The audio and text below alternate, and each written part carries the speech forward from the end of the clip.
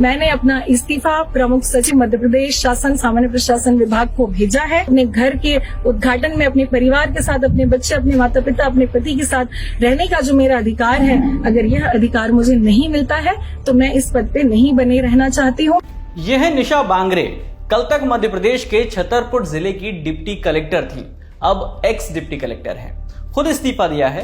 वजह थी कि हाल ही में इन्होंने अपना एक नया घर बनवाया था और गृह प्रवेश कार्यक्रम में जाने के लिए इनको छुट्टी नहीं मिली, तो इन्होंने इस्तीफा ही दे दिया।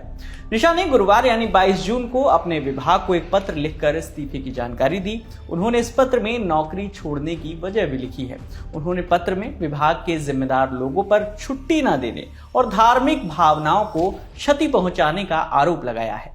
मीडिया रिपोर्ट्स के मुताबिक निशा बांगरे पिछले दिनों घरेलू कार्य का हवाला देकर अचानक छुट्टी पर चली गई थी।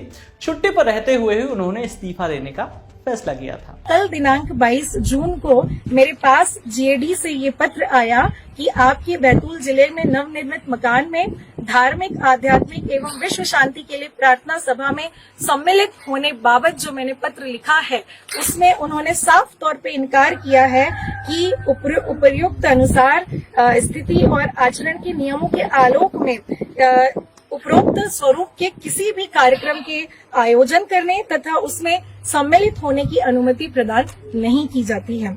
तो यह पत्र जो सामान्य प्रशासन विभाग द्वारा मेरे ही मकान के उद्घाटन में सर्वधर्म प्रार्थना में मेरी आस्था सर्वधर्म के धर्मगुरुओं में होने में और भगवान बुद्ध की अस्थियों के दर्शन करने की जो मेरी धार्मिक भावना थी, वो मेरी हृदय से आहत हुई है। मैं इससे बहुत दुखी हुई यह पत्र प्राप्त करके कि जब मैं एक अधिकारी होते हुए, एक डिप्टी कलेक्टर होते हुए, अगर मैं अपनी धार्मिक भावनाओं को, अपने मौलिक अधिकारों को अपने ही घर के उद्घाटन में शामिल होने की अनुमति अगर मुझे नहीं मिल सकती है, तो यह संवैधानिक अधिकारों का हनन है। और अगर मैं अपने ही अधिकारों की रक्षा नहीं कर सकती इस पद में रहते हुए, तो मैं इस पद में रहना उचित नहीं समझती हूँ। मैंने अपना इस्तीफा प्रमुख सचिव मध्य प्रदेश शासन सामान्य प्रशासन विभाग को भेजा है कि मेरी जो धार्मिक आस्थाएं हैं, सर्वधर्म प्रार्थना करने की, और जो मेरा मौलिक अधिकार है कि अपने घर के उद्घाटन में अपने परिवार के साथ, अपने बच्चे, अपने माता पिता, अपने पति के साथ रहने का जो मेरा अधिकार है, अगर यह अधिकार मुझे नहीं मिलता है तो मैं इस पद पे नहीं बने रहना चाहती हूँ। खबर में आगे बढ़े उससे पहले एक जरूरी सूचना। 24 जून यानी शनिवार को दोपहर 2 बजे हमारी खास पॉलिटिकल इंटरव्यू सीरीज जमघट में देखिए मध्य प्रदेश के मुख्यमंत्री शिवराज सिंह चौहान से बातचीत। अब वापस आते हैं निशा बांगरे के मुद्दे पर।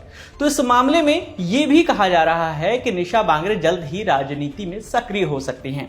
आज तक से जुड़े लोकेश चौरसिया की रिपोर्ट के मुताबिक मध्य प्रदेश के आगामी विधानसभा चुनाव में निशा बांगरे बैतूल की आमला विधानसभा सीट से जनता की इच्छा पर चुनाव लड़ सकती हैं, क्योंकि कुछ समय पहले ही उन्होंने ये बात मीडिया के सामने भी कही थी। अब आपको निशा बांगरे के बारे में भी बता देते हैं। निशा ने मध्य प्रदेश के विदिशा जिले के सम्राट अशोक प्रौद्योगिकी संस्थान से साल 2010 से 2014 के बीच इंजीनियरिंग की पढ़ाई की।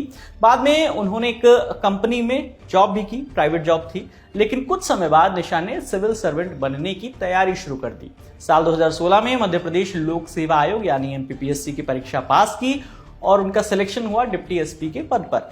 लेकिन साल 2017 में निशा ने दोबारा MPPSC की परीक्षा दी और इस बार फिर से सफल हुई और इस बार वो चुनी गई बतौर डिप्टी कलेक्टर। तब से वो प्रदेश के अलग अलग जिलों में अपनी सेवाएं दे रही थी। निशा बांगरे अपनी शादी को लेकर भी खूब चर्चा में रही थी।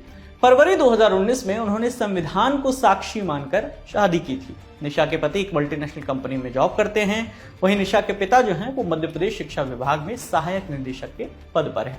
इस खबर में फिलहाल इतना ही। आपके लिए तमाम जानकारी जुटाई थी हमारे सहयोगी अभय ने। मेरा नाम है विकास वर्मा। देखते रहिए दी लल्लन टॉप।